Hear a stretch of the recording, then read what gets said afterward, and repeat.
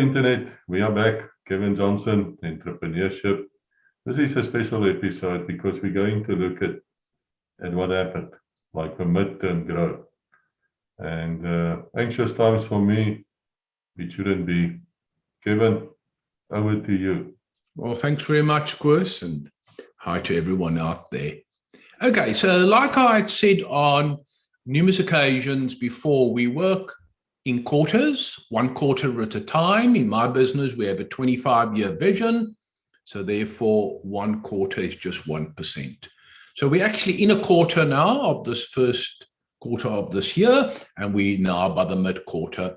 So the best way to go through this whole exercise today, besides you being the student, is to actually just explain to you what's just happened a couple of hours ago in my life when it comes to mid-growth.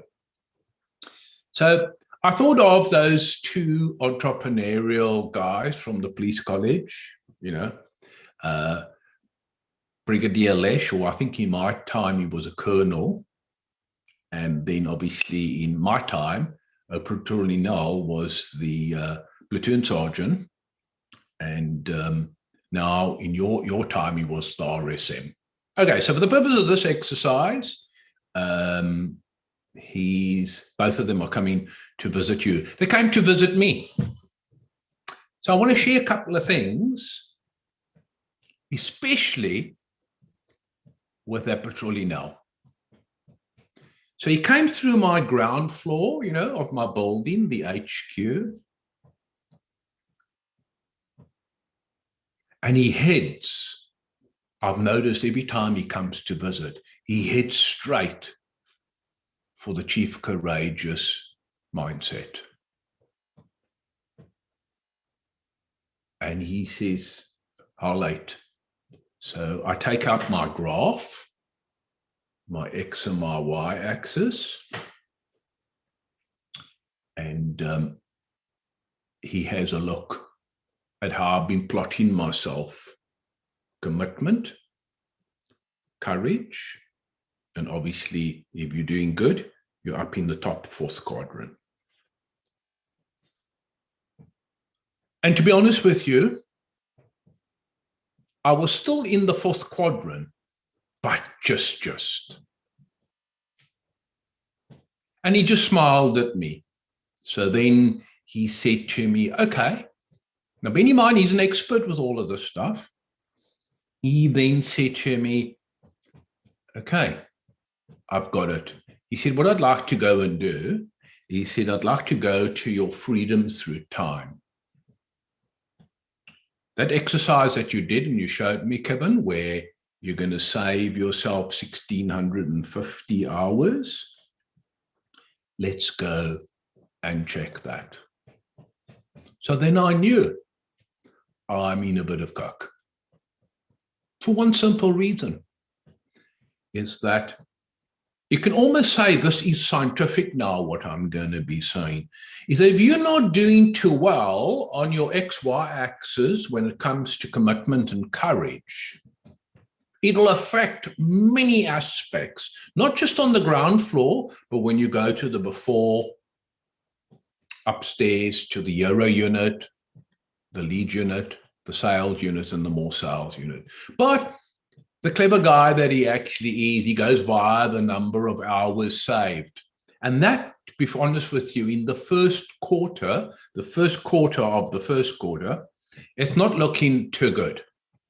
No, did I get that right? The first half of the first quarter wasn't looking too good. And then I realized you can't actually fight that X or Y axis. It tells an alert, astute, entrepreneurial guy like him everything. And then he knows where to go and start cropping. Hence the reason why it took me to the 1650. So for the audience out there, just a reminder, you won't find a lot of hours to save if you keep staying on the left-hand side of your courage box. In other words, in your comfort zone of capability and confidence. You have to come onto the other side. And so that Petrolina picked that up immediately. So what I'd like you to do is to spend a bit of time now, just 3-4 minutes, because what we did is we spent 40 minutes on the ground floor. Now, bear in mind, just a reminder for the audience, you know, Petrolina and Colonel Lesh, they're just imaginary people.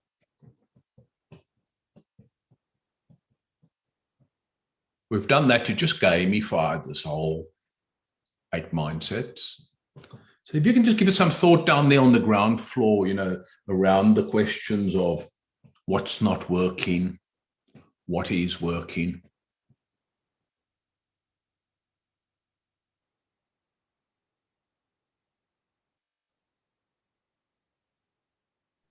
Okay, I'll do that. But I just want to say, these people were real. They were the nightmare of a police college for any student. Yes, yes. There's reasons why I react with anguish when I hear those names. But they were good people, nonetheless, very good people. I would say the following, because I was exposed to a well-known Army RSM fostered infantry school in the early 80s, and then obviously Petrolina at the police college. The RSM at the School of Infantry was taller. Petrolina was shorter. But when you saw them actually walking across the parade ground, they looked exactly the same. They were so upright in the way they walked. And then also a distinct difference between the two is RSM Foster never used to shout that much. But with Petrolina, you would hear him from a mile.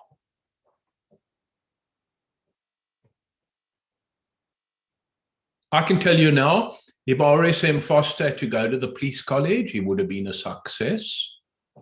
And if you lifted Petrolina and gave him a year's training, he would make a perfect RSM at the infantry school.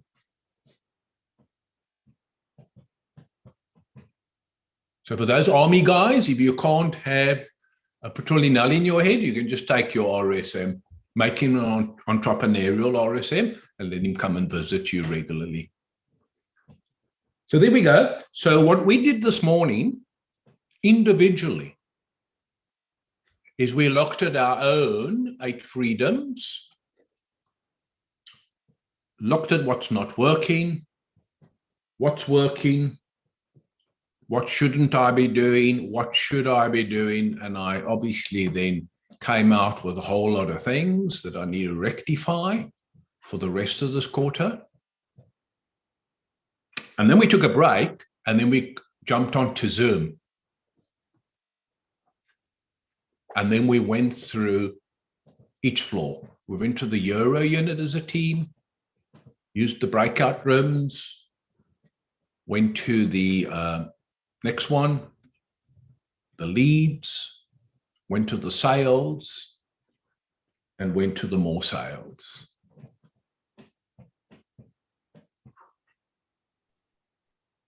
So do you want to just spend a bit of time now just thinking of those 4 floors of yours? And then let's maybe open it up and chat a bit.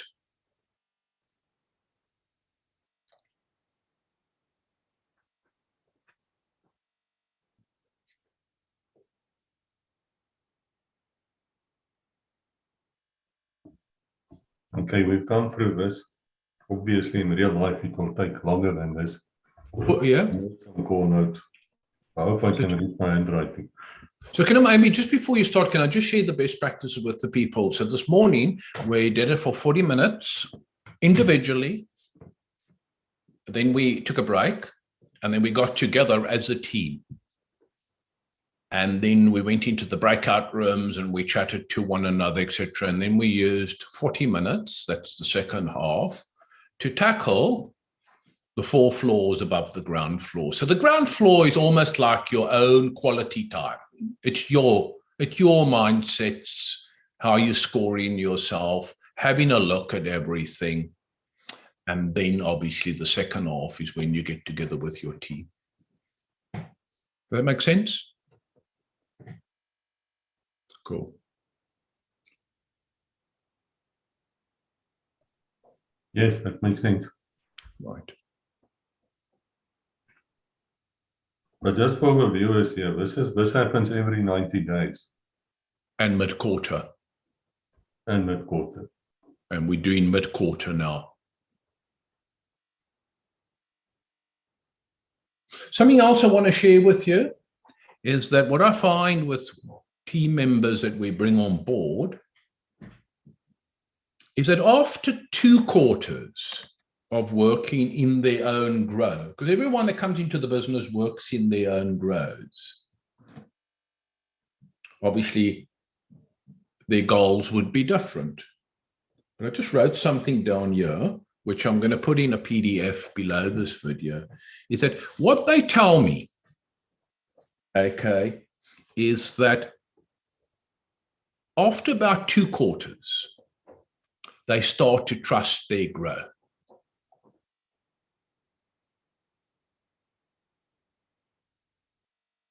So therefore, living in their grow, and this is important, living in their grow becomes more enjoyable. What do they mean by trust? Well, what they mean by trust is that they start to know that if they live in their grow, they got more than enough knowledge, more than enough creativity, all the things that's needed as entrepreneurial people to succeed, because their grow will tell them what to go and do. Oh, I need to research this. Oh, I need to find an expert for this. So they don't have to worry about what's going on out there, the more they live in their grow. And there's no doubt about it, if it's enjoyable, it must be delivering some form of the good chemical in your brain. Where you're stressed, anxious, so on and so forth, well, that's a different hormone that's been let off. So that's the thing that we all find once we've been using Grow enough times. Okay, so do you have any questions, Chris? No, not really. Because the pattern is clear. You can see what worked and didn't work, and what you should focus less on and focus more on. Yes. Because reinforce success. Exactly. But I do have a question, actually. Sorry, Kevin. If you take the hours saved, which I did not achieve, but I must say I got ill. Do these things calculate each other out? I mean, I never worked in the beginning that something can happen to my body, and I'm simply not able to work as efficiently as normal. Yeah, so, my view is that, like, take with my 1,650 hours, and I haven't really been good in the first half of this first quarter. So when I had my quiet time myself on my own, down on the ground floor, I immediately was able to identify why, because I just went and had a look at my X and Y axis. Then what I did is I then said to myself, well, that's 1,650 hours that I want to save over, this year, this calendar year. It's not to just go lie on the beach, to do some more creative things where I'm needing to be more courageous. So what I then did is it always works for me. And I heard either France or Doe Stein from Special Forces say it too. Oh, I think it was Doe in his book where he said, we're always on the opposites used to establish up front the why. Not what, the why. So therefore, If you're not saving the hours course and being able to move it to other hours, go and have a look at the courageous box and then ask yourself why.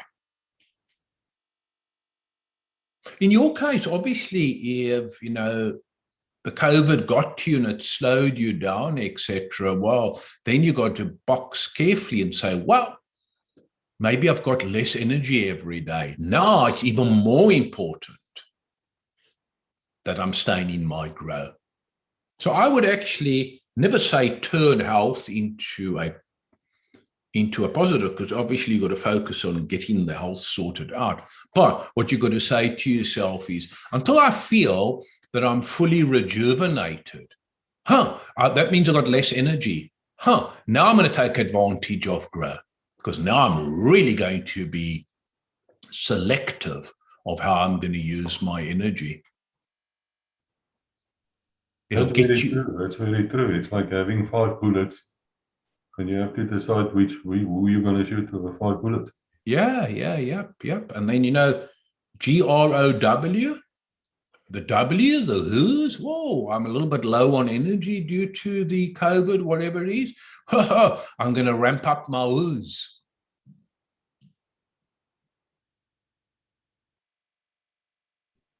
And funny enough, that's exactly what happened. By the grace of God, not by me. Well, there we go.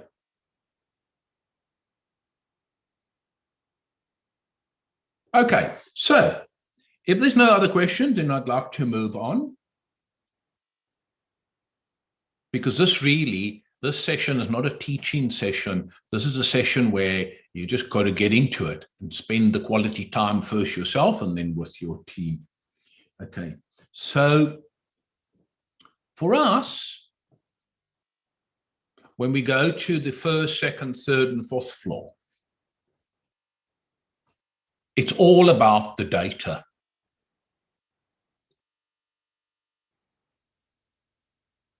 Because it's the data that gives us direction and clarity.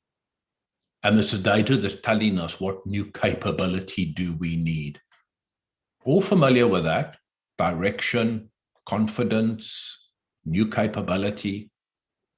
So we look at the data. And for us, where our whole business is on the internet,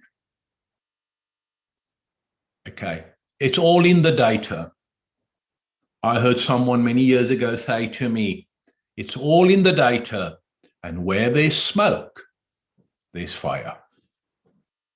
So we go looking for smoke in the data. We don't want any claymores there going off. We don't want any ambushes. So it's all in the data. Okay, so I'll give you 6 bits of data that we look at on the first, second, third, and fourth floor. It's not limited to what I'm going to share with you now, but for us, it's very important. The first one is that we honestly share with one another how many red games we've played.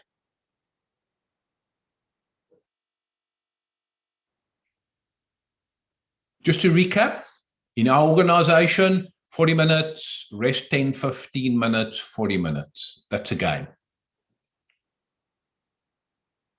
Before every game, we do a mini grow, which is the goal. What do you want? Why do you want it in this next game? And what type of result? We don't look at opticals and things like that, just a mini grow, the G and the R.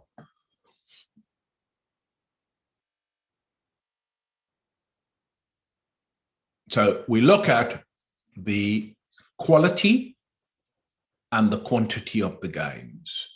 When either myself or the staff feel that maybe they're ticking one game when the quality is not quite there, then they create an X and a Y axis, and all they do is you put quantity and quality. If you're not like putting the dot after every game in the top right column, then you know you can't measure that as a game. These are not friendly games. These are not Sunday morning games with your buddies. These are proper games. So that's the first KPI that we look at. Is there any smoke there in our games? Otherwise, there's fire. Right. The next one that we look at in our business is we have a gateway into our business from the World Wide Web out there. They come via a quiz assessment. So naturally, we look at how many quiz assessments have been completed.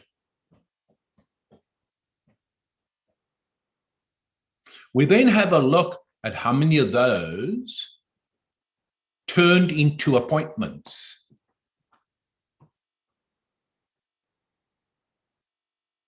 How many of those appointments, turned into sales?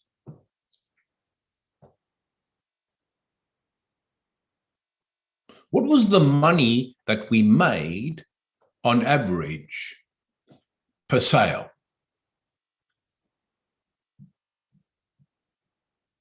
And what's the revenue? Because in our world, revenue is the name of the game. The reason being, we don't have huge expenses. But if you are, for argument's sake, in a business where you sell cars and the car costs $40,000,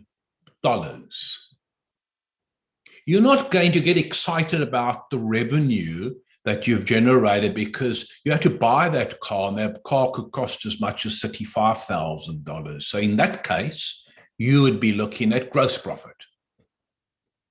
We don't have a huge cost of sales. So revenue gives us a very good idea what bottom line is going to look like. So, you just then could put the amount there. So for argument's sake, let's say you were spending money on advertising to promote your platform, and it took up 70% of your revenue, then you wouldn't be talking about revenue because it's no big deal. You'd be talking about revenue less the cost of the sale, if that makes sense. Okay. So those are the metrics that we use. Now, clearly, where we see some smoke when looking at those numbers, then what we got to do is we got to get into the numbers behind it. You could almost say the sub numbers, and then scratch around there, identifying where we're going wrong. And that's what we do on the first, second, third, and fourth floor. Now, I must also just add, everyone, every day is looking at their own numbers. So I play a big role in the number of assessments that get completed up front. And I play a big role in getting X percentage of them through to the sales department. And then I play a lesser role in the sales department and the looking after of the clients. Although, in terms of the big strategy, obviously that's my responsibility. So I'm very much a guy that spends most of his time in the leads unit. So I'm on the second floor. Ek is baas van die plaas on the second floor. And you know something? I will have people running all of the other floors, but I never appoint someone on the second floor. Ek is altyd die baas van die plaas. Obviously, I have a supervisor, whatever it is, but there I have no desire, because I know in my life, in business, if in the leads unit, your pipeline is full, your pipeline is maturing towards getting them to the sales appointment, and your data is all clean there, then your sales become very predictable. So a full pipeline, a pipeline that's maturing and a pipeline that's clean in your leads unit makes life very easy for the sales department.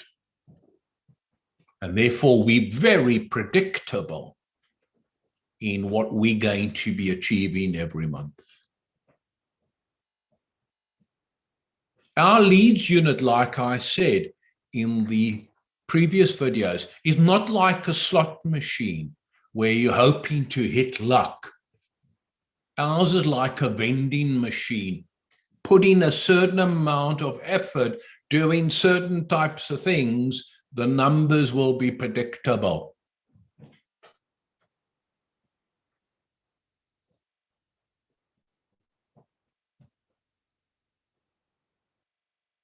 So it's all about the data.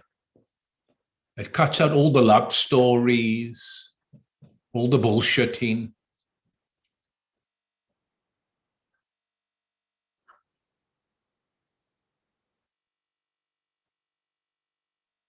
Like General G.R.O.W says, all stations stand up, advance to contact.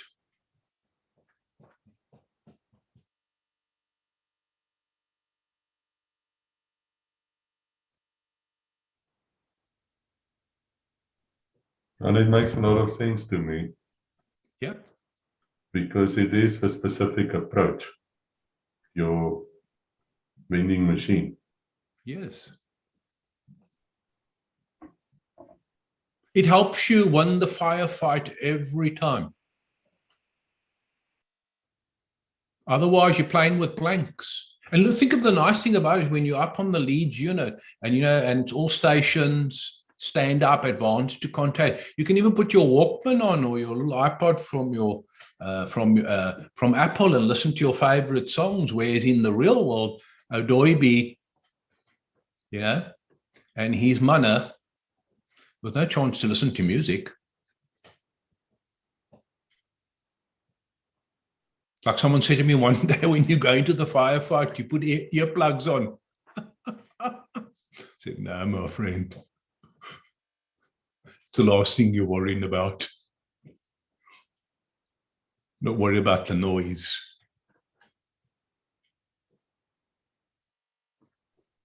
And I wish somebody told me this 25 years ago when I had my law practice talk. Because you're so happy that people actually come and see you. But what you don't realize is you spend so much time on them that you can't get to the real big money. Yeah. And I'm not saying it in a negative way, but some clients pay better than other clients. Exactly. So you have to focus on the ones who brings the bacon. It's that simple. You can't waste time with rubbish.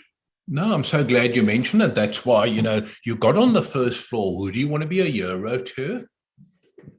And what gives you the right to say that you can be a hero? Now, obviously, to be a hero to someone, you are wanting to build up not just capability, but you're wanting to build up hero capability.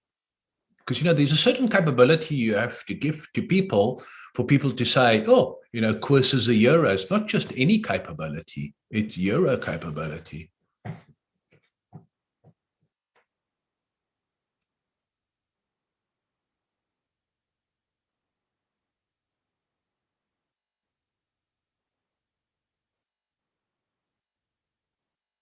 So that's basically how we wrap up our first half of any quarter.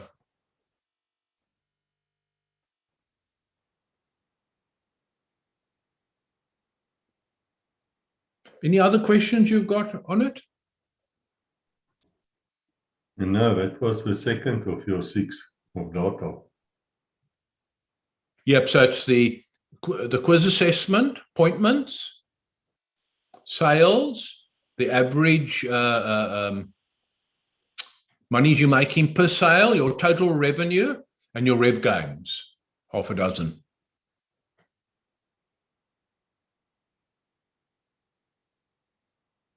And the nice thing about that is, obviously you look at, in some cases, a number, other cases you look at percentage. But the nice thing about it, you can take your rev games and say, well, what is my return on rev games?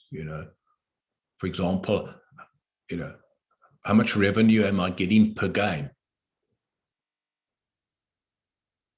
Because the whole idea about rev games, or whatever game you want to call it, it's there designed. It's a funny thing. If your quality is good of your rev games and your quantity is good, you can't do many.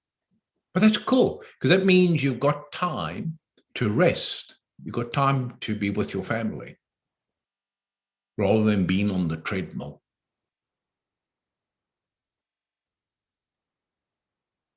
I've got a friend that I gave these rev games to about 3 years ago. He says, this is all I need in life now. So his goal all the time is, how do I do more in the business playing less games? And he said to me, Kev, he said, all your stuff is great, but he said, I just go to the courage that you gave me. And I just check, if I'm not in the top quadrant, he says, then I know a Petrolineal is going to be all over me. Obviously, he doesn't say Petrolineal, but he's an Englishman, but you know what I mean.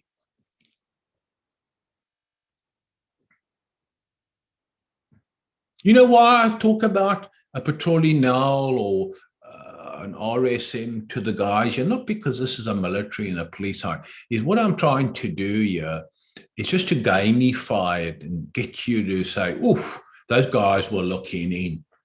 I'd been shot. That's what I'm just trying to achieve, because RSMs resonate with I'm in trouble. But, if for whatever reason that doesn't resonate with you, well, then I just say to you, start being honest with yourself. Because believe you me, that helps tremendously in business. I've said it before in other videos, it's binary. Not like when you're working for someone where you can cruise at 85% and do well. If you want to have an antidote to almost bulletproofing your business, go binary. You're either courageous or you're a coward. Don't come with these little measurements in between.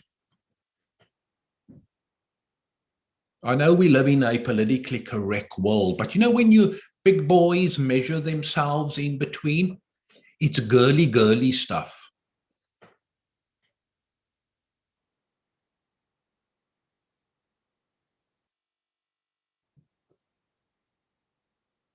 My daughter's in the business. If she had to hear me speaking like that, oh my God, she'd be like a rash all over me. But it's true. That's why I like coming to this platform. Nothing derogatory, nothing offensive, but come on, boys.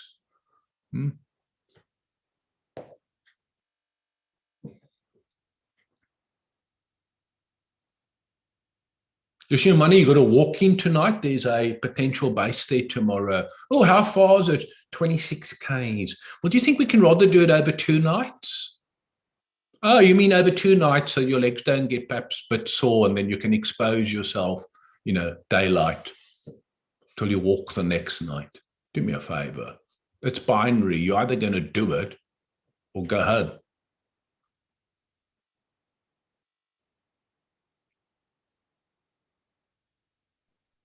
I heard one Milieuscope instructor once said, when the whistle blows, you better be there.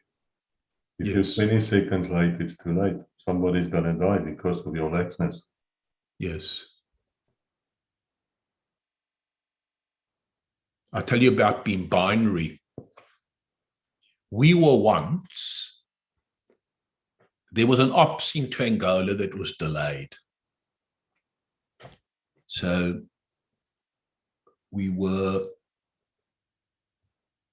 near, not Oshikati, Ondangwa.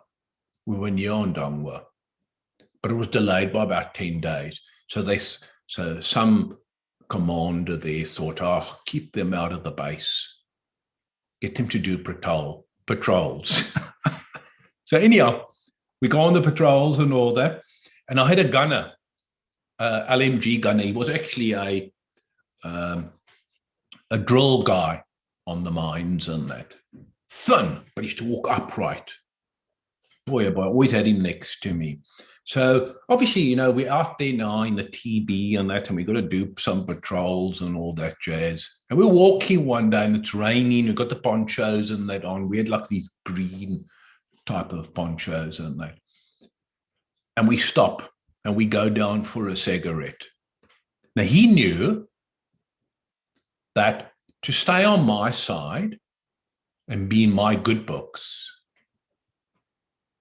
he would never lie. Never. And I had a bit of a soft spot for him, but he was a wonderful guy. Geez, I would imagine, you know, when we were all in our early 20s, Bambi might have been over 30 already. So I call him over. So he comes there. So he stands looking at me. I said to him, how much have you got under that mashila? And he starts to laugh. You know what the bastard did? Back at the TB. Because, I mean, the chance of contact there is like little.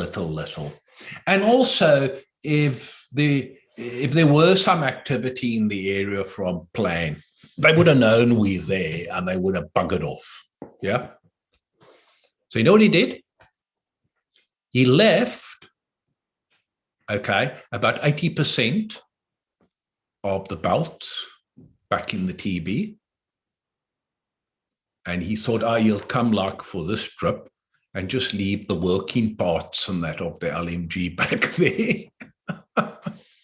Because obviously, you know, in his mind, he was getting ready for Angola. So, I mean, he wasn't going to pace himself. Oh, it's funny.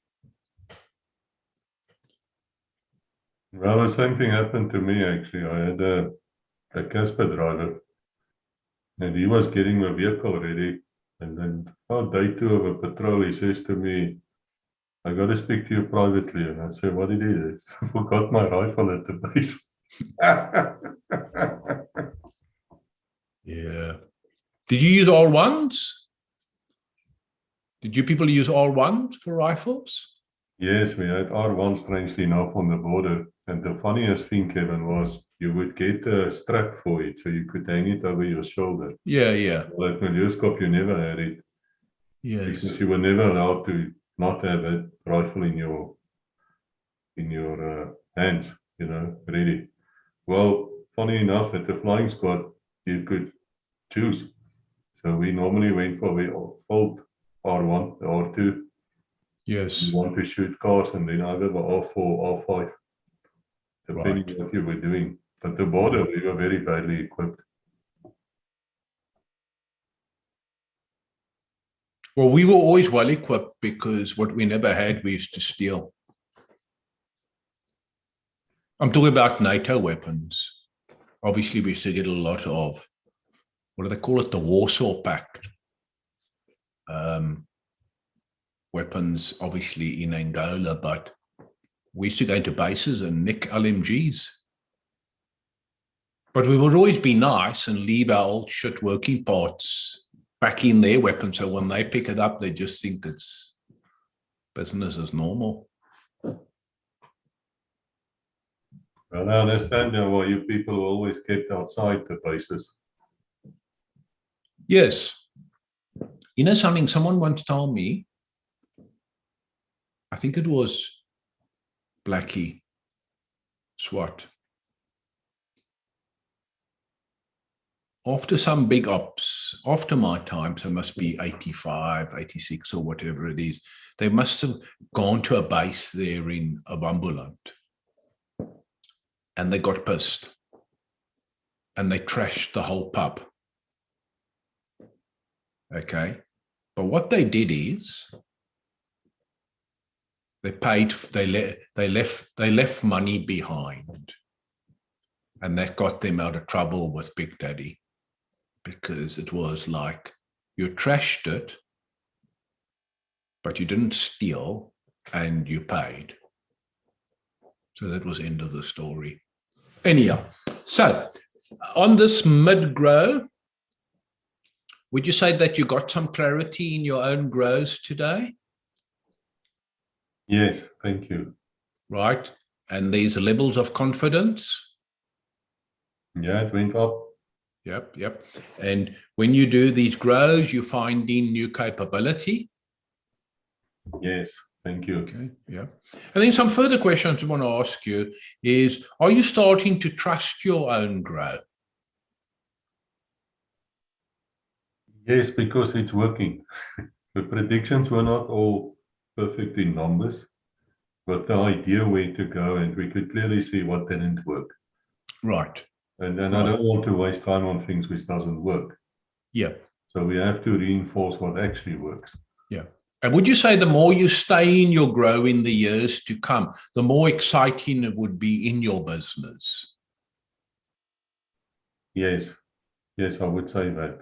So But it is a continuous process. You can't stop it. If the moment you stop it, you're going to lose track. You're going to get confused. Oh, absolutely. This is a muscle, by the way. It's like any other muscle. You know, you go to the gym, you're going to build biceps. You stop exercising, the arm's not going to look the same unless you're some freak. So it's exactly the same thing. It's a grow muscle. There's a courage muscle. There's a grow muscle. And I'm actually excited about the idea of in 90 days from now to look back where we are today. Exactly. Because it's not to say it's going to be the same. We might have discovered something new. Absolutely. And that's okay. But it's much better finding through your own wisdom and creativity and your own level of intelligence. You're going to find more in your own grow, especially when you're playing the games, than if you're just out there on the wide world web trying to find things. Let your grow decide what you must go looking for, and then you'll be okay. Okay, so basically,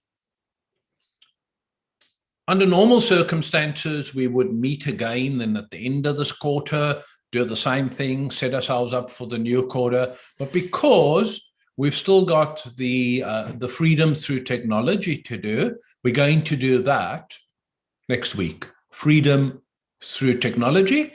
And then I'll share with you a technology mindset formula that you can use in the business. Because technology is all about human automation in your business.